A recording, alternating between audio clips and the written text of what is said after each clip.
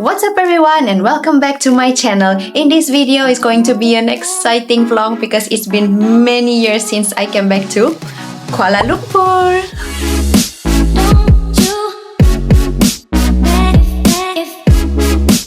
So some of you well known that I am from Malaysia, living in Singapore. My husband is French and we are so happy to be finally going to take a trip to Kuala Lumpur. Now the last time I've been to Kuala Lumpur probably almost 10 years ago, so that was quite long years.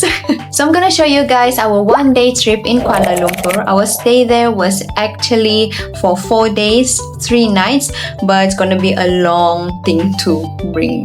So I'm just going to share you guys some of the few places that we've been while we are in Kuala Lumpur. While we were there, we were staying in Shangri-La, Kuala Lumpur. So it's really the center of Kuala Lumpur. We arrived in Malaysia around late evening on Sunday, and then the following day, me and my baby just had a short trip around Kuala Lumpur. There's a nearby mall there, Pavilion. You can even take a walk from there. And then the third day, we took a walk from our hotel Shangri-La Kuala Lumpur to the Twin Towers of Petronas. So the walk there supposedly was only 9 to probably latest 15 minutes walk, but because of the traffic it might take longer time.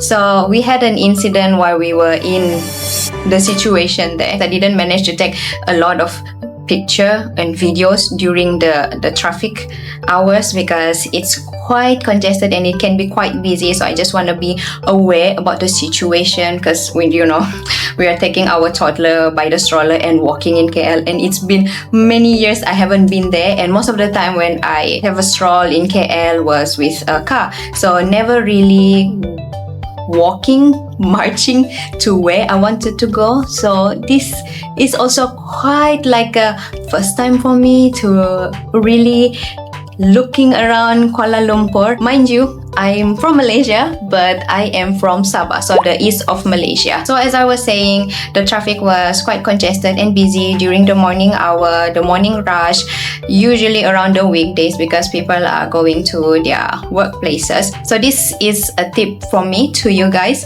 If you would like to reach your destination faster, I suggest for you to use like Grab or cab, so they can pick you up and directly send you to your location without having to go through the pedestrian walk.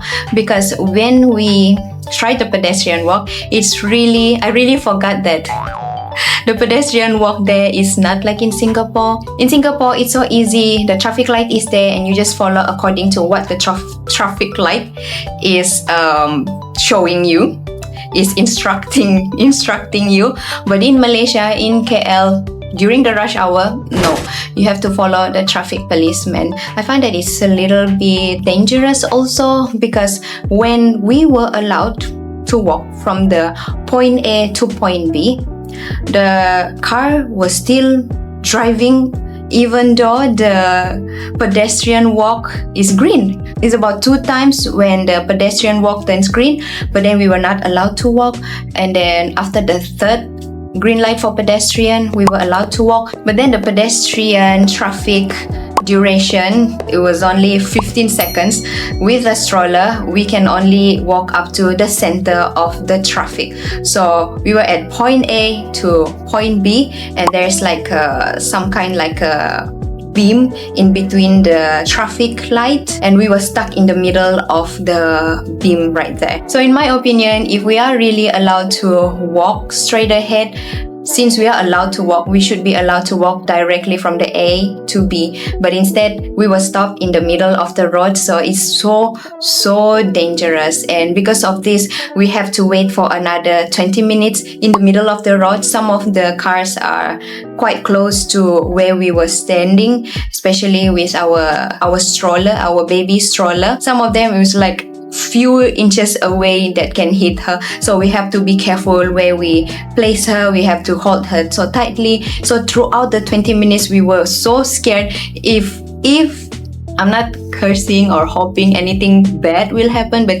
if there is any bad things will happen, for example, I don't know, maybe a reckless driver accidentally, or maybe have an issue with the car or bang another car, all of these things. The pedestrian in the middle of the road who were waiting for the instruction of the traffic light will be hit first like the bowling pin, because it's not only our family, me, my husband and my toddler was waiting there. There were other pedestrians who are waiting in the middle of the road right there, and it's getting more crowded because there are more and more people are coming from point A to point B and stuck in the middle of the point A and point B. So we had a talk with the traffic policeman. The PDRM stands as Police Diraja Malaysia. We talked with them. We were very worried with the safety of our child, but instead we get a negative feedback from them and were just asked to wait until they gave us our turn. But I find that it's a little bit quite unhelpful. I can't imagine if their children or their toddler is in the middle of the road with the traffic like that. Their reason is because it's Malaysia country, so we have to follow according to Malaysia country, because my husband was the one who's spoken to them. And then second thing is that as long as you are with your daughter is safe. Let's just say unreasonable. I don't want to be rude. I understand certain places have their own rules, but rules like this, what we were doing was just following according to what the traffic light is showing us. But yeah, this is my tips during the morning rush.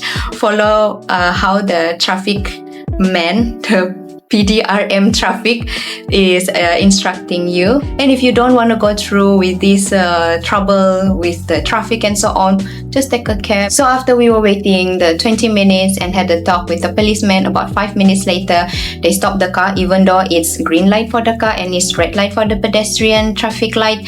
And they gave us a walk, and we walked for another less than 5 minutes. We arrived in the Twin Towers. So here's our experience with the KLCC, Twin Towers, Petronas. My elder sister was working here before, so I visited her, but then I only was at the ground floor of it. I never really been up until the 41st and the 83rd story. So to get inside as a visitor, you need to pay a ticket for you to go through. So it's like an amusement park kind of thing. You get your ticket and there will be a waiting area, because they group the visitors into a few packs in one group, as it's going to be too crowded. Plus the lift to go up into the levels are not big enough for a lot of people. And then we were given different stickers so we can be identified according to which group came first and which group came the last. To me, it's very organized, and then the staff there are very friendly as well. They're very good with their knowledge about the towers, about Malaysia, so you can ask a lot of Malaysia and the KLCC Twin Towers questions with them. So the 41st story is in the bridge in between the first and the second tower. So from there you can see both towers on the sides, and then you can also see a lot of buildings below, all of the infrastructure in Kuala Lumpur. It's very interesting. Nothing much to do, nothing much to say.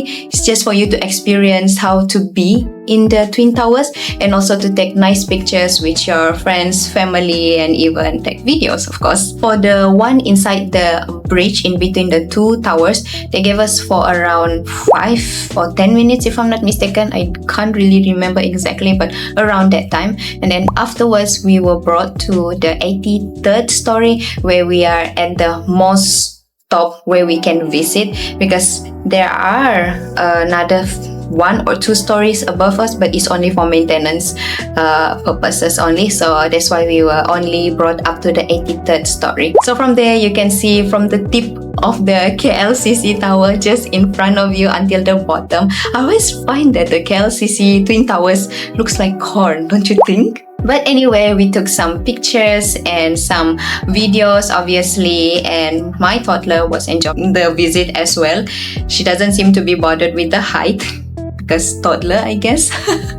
Or maybe because she's just so excited because in a new place. So right after that, we went for a for lunch and got back to our hotel. And since we were staying in Shangri-La, Kuala Lumpur, they have their lobby lounge where they serve the afternoon tea. I've been wanting to get afternoon tea for quite some time now. I've been seeing it around Singapore, but I just didn't have the time. But since in KL we are on holidays and I want Alois to try the afternoon tea with me, have like a tea date, coffee date with Alois. So I book it and then here is the lounge.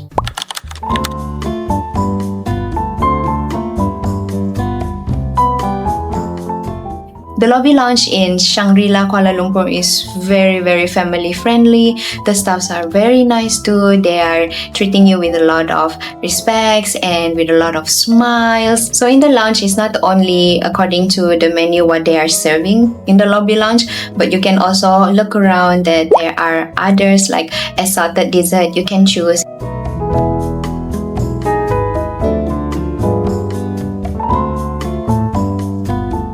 Aside from that, they're very nice and they gave us a complimentary 3 mini Madeleines for Alois, which is very nice of them, very thoughtful as well, and I tasted it, it's so good. And for sure, Alois love it. So for this afternoon tea set, I booked it using Eatigo, and with Eatigo, you can get 20% off. So instead of paying about 228, if I'm not mistaken, I put it right over here, you are only paying 178-ish ringgit Malaysia. And I am not sponsored by telling you this, but it's just what I discovered when I want to book the afternoon tea in lobby lounge, and just so happened I saw there's Eatigo is giving discount for their afternoon tea, so why not, right?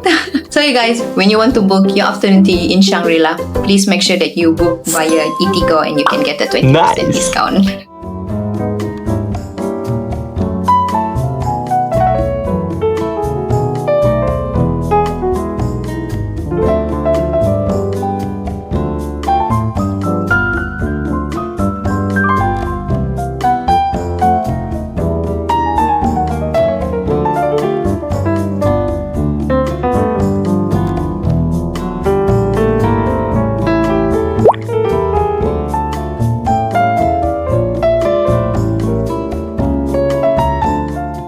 While waiting for the rest of the desserts and the savories, I let Alois roam around the lounge, and the staff are very good as well, letting her to do her own thing. Of course, I control Alois not to do anything that can damage the property around the lounge. So at least she has a play area while waiting for all of the foods to come.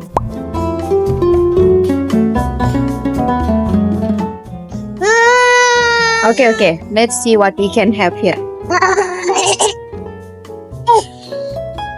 Let's have the savory first, Alois.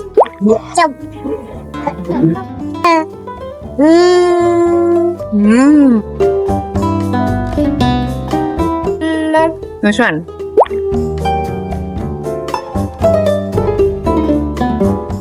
This is raw.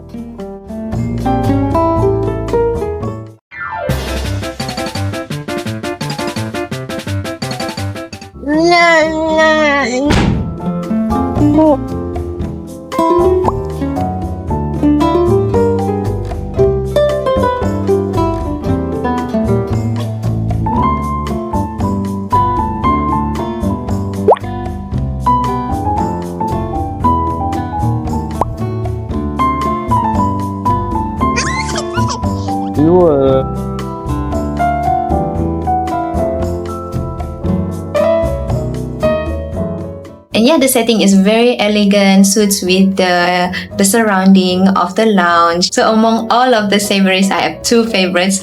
First one is the crab cake. There is like a fish roll on top of it. It's very rich in crab flavor, and also the tiger prawn. So the tiger prawn, it has the apple and the pomegranate salad, so it's very refreshing.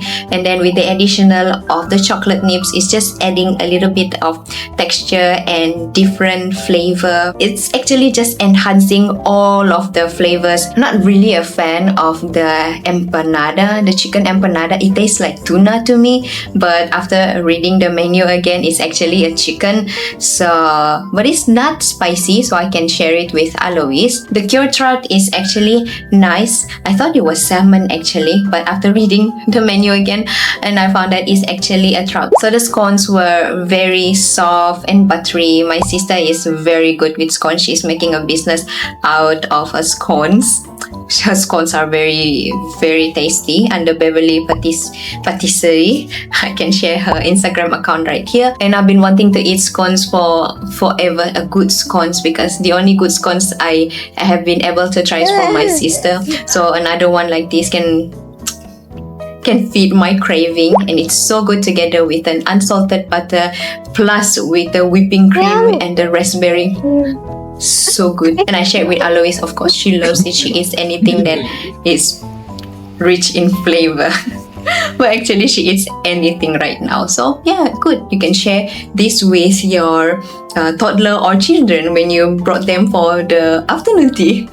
So for the sweets, they have 5 different desserts. The first one I'm trying here is the chocolate hazelnut. This is my favorite among all of the 5 sweets. So the hazelnut taste together with the chocolate, of course, we all know that hazelnut and chocolate plays so well together. But not only that, this tiny dessert is very rich in flavor. I think if you want to go for like guilty pleasure, this is the dessert that you are gonna need. And the next one is a dark chocolate and a raspberry pears.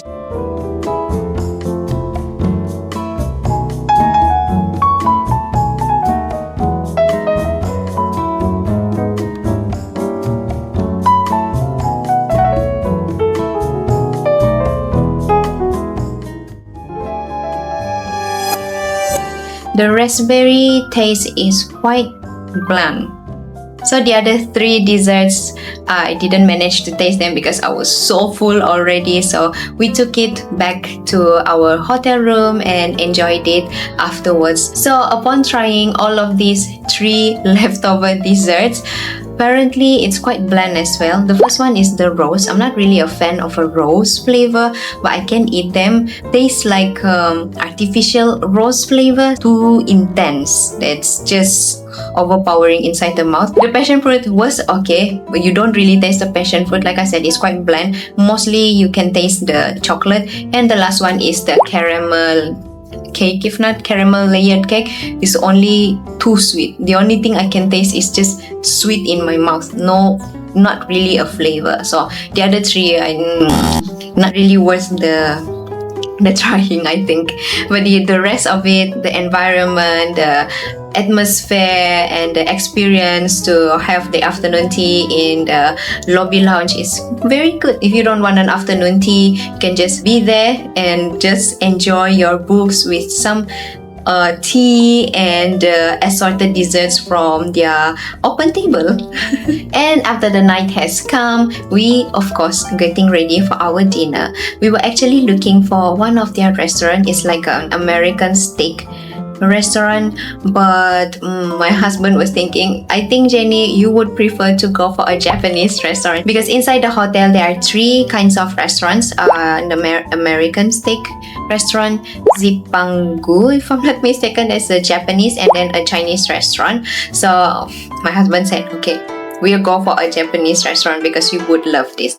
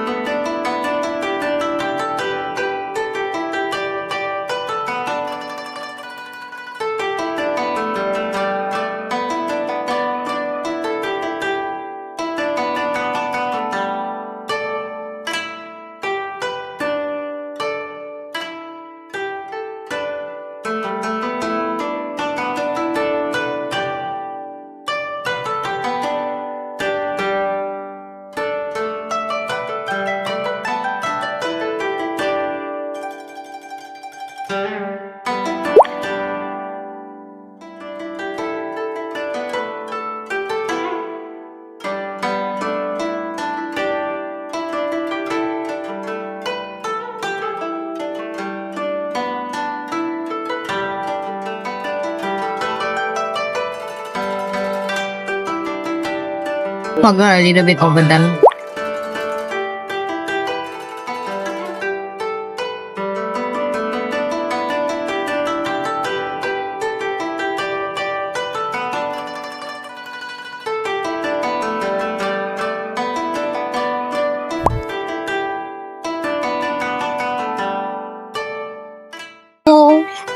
It's not like that fish because Mmm. really good, right?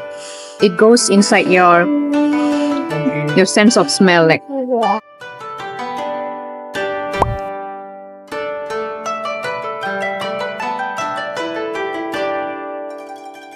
Nice.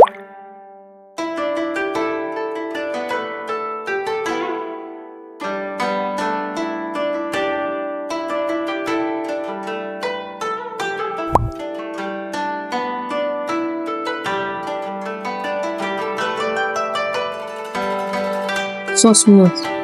Yeah.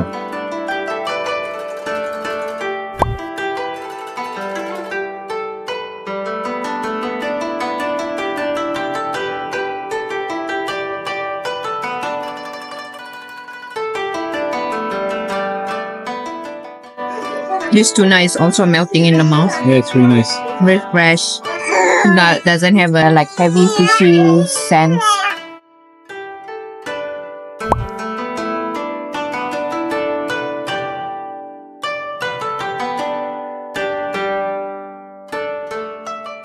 It's like jelly. Really good, really nice. Yeah. Very smooth again. Yeah. You can smell the salmon, but then it's not very overpowering, right? Yeah.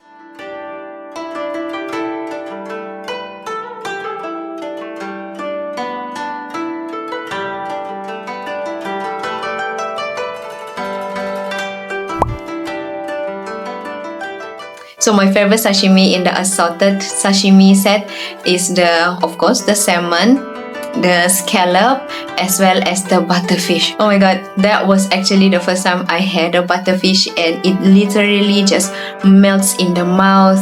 You don't need to chew them, just place them in the mouth with a little bit of the soy sauce. It's just perfecting the flavor of the fish. And we have come to the end of our vlog, and after our dinner the night, we had a flight to catch the next day, and here is just Alois. Will let her to roam around before we take our trip to the airport.